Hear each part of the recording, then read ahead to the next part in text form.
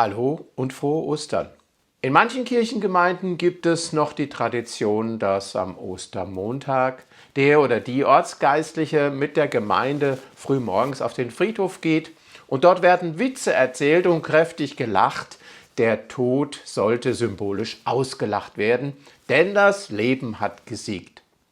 Ja, Christus ist nicht im Tod geblieben, er ist aus dem Tode auferstanden zu einem neuen und unvergleichlichen Leben, das alles übertrifft, was wir uns vorstellen können.